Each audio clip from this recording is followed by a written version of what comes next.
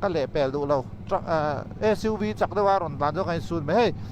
he tiang double line hi overtake mi lo tur eng ti kong mai ni overtake lo tur double line in rin hi ti na ni mo oh hey lawang nge hey double line om hi single line hi overtake mi lo tur single line hi zom chuan ti na nia double line phei chu eng ti kong mai le lam sai ta fakal lo tur ti na ni hey ai zom vek hi hey single line dot to ma he tiang hi chu mi le pel na le lam sai ta va lu thei chuang kan sai ta kan le pel nuwa kan lu le nga lang ti na ni hey double line in hu vek anga double continuous line phei chu eng ti kong mai in le lam sai ta lu mi lo tur ti na ni he mi highway line hi kha thiam lo kan om thi nei he tiang dot ani hi chuan a le pel zok thei ma se ma ni sai ta lu le thei chuang kha tiang single line kha ala om tur angai la double line ang chi te single line po in zom vek continuous line ho kha bridge chu adon te kong koi blind car fa om thin hey open car fa nia dot ani hi chan chu kong kali mu thei ti na he tiang line hi riat san thin tu chuan hey single line continuous line alo om chia ta ni he ta hi hey hi le pel lo tur he ta tang khan mi le pel le thei chia ti na mi le pel thei kan ti khan a him chuan ti na o tian en tinan motor local se kan le pe zong speed kan apanga kan speed ke mania kan lut leang hey te po ni hi om zia chu akat zok thei mi le pel na kan lut leang om zia chu a him chuan le lam sai ta ra ngam ti na ni hey heng ta chu hey ti hian hey po speed motor local ta se speed kan apanga kan lut leang ay sorry kan tunga eno ka om demonstration kan nei do na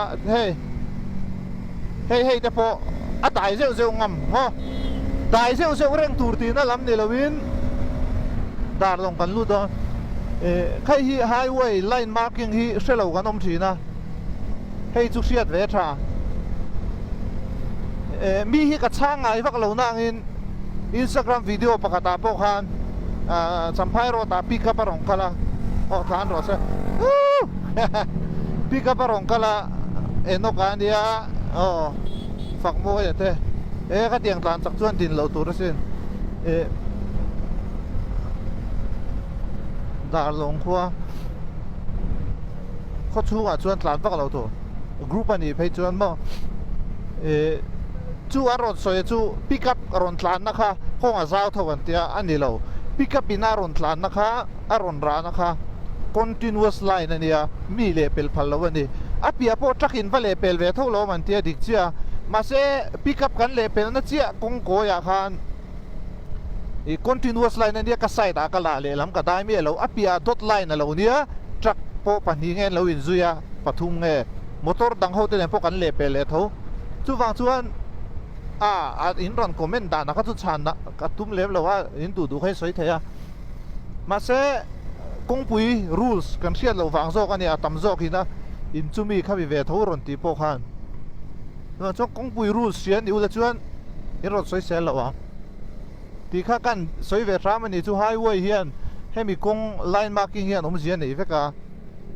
chumi chu ria tu ra di na ta te phei chuan hei po hi le pel thei hei dot ta ya kan lut leang khat yang chi khan hei helai chu continuous ri tai chuan tu mai le pel lawang a chan chu a car fa kha mu thei lo hei helai te chu open car fa nia dot ani hamo kha te kha siat ve ngai tung vel hi chin hiang deuh hlek in oma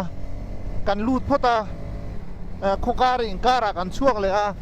tung vela a khopa ngaya khopa khata alian deuh hlek zoka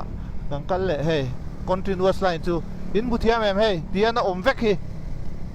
kan soi tui tama man i chu